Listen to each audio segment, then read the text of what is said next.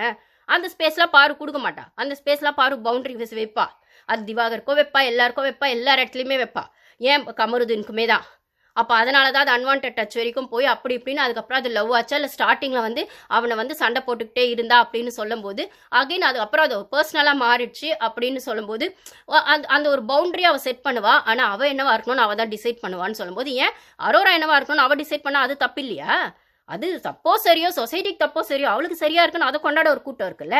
அப்போ பாரு இப்படிதான், அவள் ரா அண்ட் ரியல் தான், ரூத்லெஸ் தான். ரூத்லெஸ்ஸை ப்ளஸ்ஸாகவும் எடுத்துக்கலாம், மைனஸாகவும் எடுத்துக்கலாம், பிரேவ்னு எடுத்துக்கலாம், திமுர்னு எடுத்துக்கலாம். அவளை பொறுத்த வரைக்கும் அது தைரியம். நாங்களும் அவளை அப்படி தான் பார்க்குறோம். அப்படி அவள் ஆடினது தப்புன்னா அந்த வீட்டில் நல்லவங்க அவள் கேட்குறது தான். மற்றவனுங்கெல்லாம் என்ன அப்படியே வெள்ளை பேப்பரா, அப்படியே வந்துட்டு கரையே படியாதவனுங்களா, ரொம்ப நல்லவங்களா, அப்படியே ரொம்ப அந்த வீட்டில் அப்பாவே ஒருத்தன் தான் பாவல அடி அடி அடின்னு பாரு வச்சப்பா அப்படின்னு யாரும் சொல்ல முடியுமா?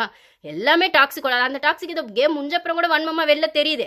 அப்புறம் என்ன தடா நீங்களா நல்லவங்கன்னு நியாயம் பேசிக்கிட்டு இருக்கீங்க? அப்போ வந்து அவன் விக்ரம் எல்லா இடத்துலையும் சொல்கிறான், பாரு கமருதீன் தப்பு பாரு. அப்படி நீ என்ன நல்லவனா? உன்னை தப்புன்னு கை காட்டி சொல்ல அந்த கும்பலில் யாருக்கும் தைரியம் இல்லை.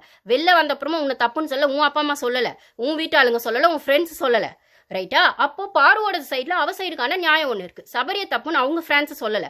அப்போது பார்வை மட்டும் அவ செஞ்சது மட்டும் அவள் தப்பு தப்புன்னு ஒத்துக்கணும்னு எதிர்பார்க்குறீங்க. அப்படியே நல்லா அவளை சாரி கேட்குறது நீங்கள் வீட்டுக்குள்ளேருந்து எல்லா விஷயத்துலையும் சாரி கேட்க வச்சிருக்கீங்க. வெளில வந்து அப்போ ஸ்கேன்ரா எந்த இடத்துல சாரி கேட்டா, விக்ரம் எந்த இடத்துல பாரு கிட்ட சாரி கேட்டா, சபரி எங்கே கேட்டான், அந்த கனி எங்கே கேட்டான், ஏன் அந்த ஹோஸ்டே எங்கே கேட்டான், ஏன் பிக் பாஸுமே கேட்கலையே? அவளுக்கு செஞ்சது மொத்த அநியாயம் தானே. அப்போ ஒரு பொண்ணை ஒரே வார்த்தையில் தான் சொல்லணும், world is cruel to a strong opinionated விமென்னு சொல்கிறாங்க.